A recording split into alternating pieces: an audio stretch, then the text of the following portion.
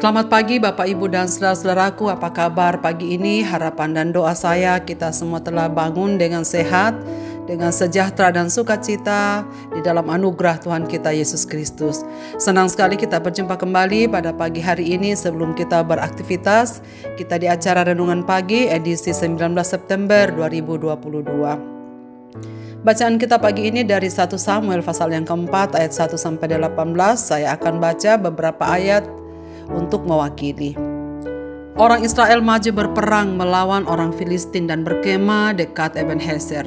Sedang orang Filistin berkemah di Afek. Orang Filistin mengatur barisannya berhadapan dengan orang Israel. Ketika pertempuran menghebat, terpukullah kala orang Israel oleh orang Filistin yang menewaskan kira-kira 4.000 orang di medan pertempuran itu. Ketika tentara itu kembali ke perkemahan, berkatalah para tua-tua Israel, "Mengapa Tuhan membuat kita terpukul kalah oleh orang Filistin pada hari ini?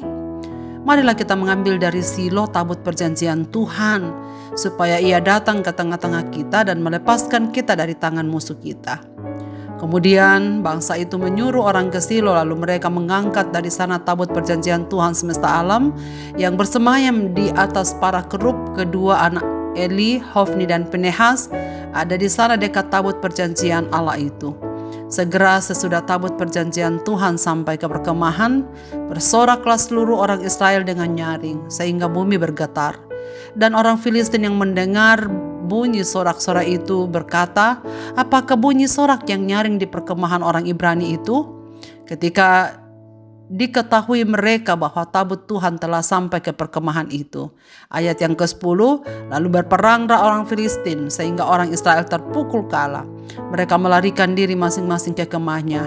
Amatlah besar kekalahan itu. Dari pihak Israel gugur 30.000 orang pasukan berjalan kaki. Lagi pula tabut Allah dirampas dan kedua anak Eli, Hofni dan Pinehas tewas. Eli sudah 98 tahun umurnya dan matanya sudah bular sehingga ia tidak dapat melihat lagi. Ayat 17, jawab pembawa kabar itu, orang Israel melarikan diri dari hadapan orang Filistin. Kekalahan yang besar telah diderita oleh rakyat. Lagi pula kedua anakmu Hofni dan Pinehas telah tewas dan tabut Allah sudah dirampas. Ayat 18, ketika disebutnya tabut Allah itu, jatuhlah Eli terlentang dari kursi di sebelah pintu gerbang.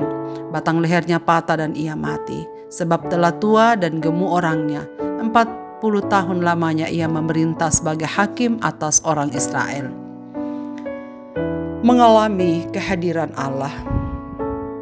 Ada seorang Kristen kalau bepergian kemanapun selalu membawa Alkitab kecil dan diletakkan di saku belakang celana yang ia kenakan. Ada lagi ketika seseorang ingin melewati kuburan yang dianggap keramat atau angker, dia akan membawa Alkitab atau kaling salib. Ada yang kalau tidur Alkitab ditaruh di atas bagian kepala. Semua itu dilakukan oleh orang-orang yang salah memaknai kehadiran Tuhan. Dengan menggunakan simbol-simbol kekristenan itu, salib, Alkitab, dianggap seperti magic yang dapat dengan mudah menyertai dan kehadiran Tuhan direpresentasikan dengan benda-benda itu. Saudara sekalian, ternyata hal serupa pernah dialami bangsa Israel ketika berperang melawan bangsa Filistin dalam bacaan yang kita baca pagi ini. Dalam pasal ini kita melihat dua kekeliruan yang dilakukan bangsa Israel dalam memahami tuntunan Allah. Yang pertama, kehadiran Allah melalui tabut disalahartikan. Bahwa ketika tabut hadir di tengah-tengah kehidupan orang Israel, bagaimanapun kehidupan mereka tetap Tuhan akan menyertai. Kedua, kehilangan tabut dianggap sebagai hilangnya kehadiran Allah. Saudara sekalian, bangsa Israel menganggap Allah ada di antara mereka, padahal cara hidup mereka sangat jauh dari Allah. Dalam bacaan kita ayat 1-4 menceritakan kekalahan Israel yang menewaskan 4.000 orang. Mereka mengira bahwa kekalahan mereka itu disebabkan oleh karena tabut Allah yang tidak bersama mereka. Lalu mereka memutuskan untuk mengambil tabut perjanjian Tuhan dari Silo dengan tujuan agar menang perang. Bangsa Israel salah mengartikan kehadiran Allah melalui tabut perjanjian. Tabut itu dianggap seperti jimat yang dapat digunakan kapan saja sesuai kehendak mereka sendiri.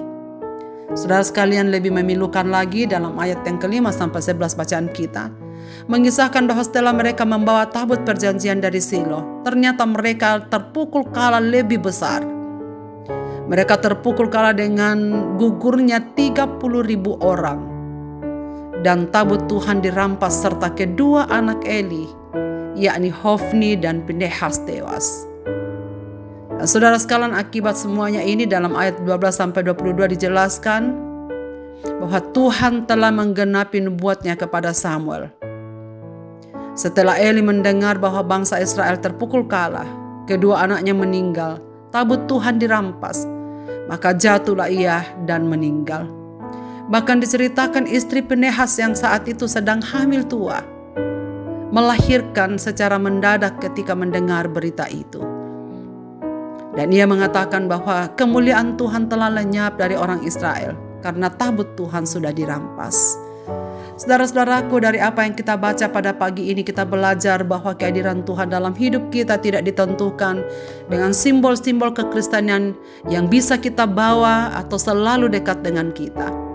Kekalahan Israel menjadi bukti bagi kita bahwa kehadiran tabut Tuhan terjadi, atau kekalahan umat Israel terjadi bukan karena kehadiran tabut Tuhan. Dan demikian juga kemenangan orang Israel sungguh tidak ditentukan oleh karena tabut Tuhan ada di tengah-tengah mereka. Tetapi yang membuat mereka mengalami kekalahan fatal adalah karena ketidakhadiran Allah atas hidup mereka, sebab mereka tidak lagi hidup berkenan kepada Allah. Israel menderita kekalahan karena kaum imam telah rusak dan umat itu tidak taat kepada perintah-perintah Allah. Mereka membawa tabut perjanjian ke medan pertempuran sambil mengira bahwa tabut tersebut akan memastikan kemenangan mereka. Saudara sekalian, memang pada zaman dahulu kalau kita lihat dalam kitab Keluaran dan Bilangan, memang tabut perjanjian mewakili kehadiran Allah di Israel. Tapi umat itu mengira bahwa tabut perjanjian itu akan menjamin perkenanan dan kuasa Allah tanpa syarat. Sekalipun kehidupan mereka bobrok, mereka melanggar hukum-hukum Tuhan. Mereka tidak hidup seturut dengan perintah Tuhan, tapi tetap mengira bahwa lambang itu akan menjaminkan kemenangan mereka. Mereka tidak mengerti bahwa sebuah lambang dari hal-hal rohani tidaklah dengan sendirinya memastikan realitas dari apa yang dilambangkan itu. Allah tetap tinggal bersama umatnya hanya selama mereka berusaha untuk memelihara hubungan perjanjian dengannya. Bukan dengan membawa Alkitab kemanapun atau membawa salib kemanapun. Bukan juga karena kita sudah memiliki kartu identitas Kristen lalu kita katakan Tuhan pasti memberkati dan membuat segalanya berhasil. Saudara, tidak demikian. Pelajaran pagi ini mengajarkan kita bahwa jika kita ingin mengalami penyertaan Tuhan dan kehadirannya dalam hidup kita, maka marilah kita hidup seturut dengan apa yang Tuhan inginkan. Hidup dalam kekudusan dan ketaatan kepada firman-Nya, supaya kita mengalami kehadiran Tuhan dan menikmati hal-hal yang baik yang Ia kerjakan dalam hidup kita. Marilah kita berdoa. Bapa di sorga, Bapa di dalam nama Tuhan Yesus, kami bersyukur untuk pelajaran firman-Mu pada pagi ini. Ajarlah kami supaya kami memelihara kekudusan hidup kami dan ketaatan kepada-Mu, supaya kami dapat mengalami kasih-Mu, mengalami penyertaan-Mu, dan mengalami kehadiran-Mu di tengah-tengah kehidupan kami. Tuhan, benar jikalau Engkau meninggalkan hidup ini, tak ada sesuatu pun yang dapat kami lakukan berhasil. Bahkan kehidupan kami akan sangat menderita. Karena itu ya Tuhan, tuntunlah kami, sertailah kami, dan berilah kami kekuatan untuk hidup seturut dengan firman-Mu. Hamba-Mu ingin mendoakan semua pendengar renungan pagi dimanapun mereka berada pagi ini. Dalam segala situasi hidup mereka, yang sakit Tuhan sembuhkan, yang kehilangan semangat Tuhan berikan kekuatan. Mereka yang sedang bersedih Tuhan akan hiburkan. Mereka yang bergumul dengan berbagai-bagai persoalan kehidupan mereka, Bapa yang akan menolong. Supaya sepanjang hari aktivitas ini kami dapat menikmati Tuhan hadir dalam hidup kami. Dan karena itu kami serahkan diri dalam tangan pemeliharaan-Mu Bapa. Dalam nama Yesus Kristus kami berdoa dan mengucap syukur. Amin. Selamat beraktivitas Bapak Ibu dan saudara-saudaraku. Tuhan Yesus memberkati kita sekalian.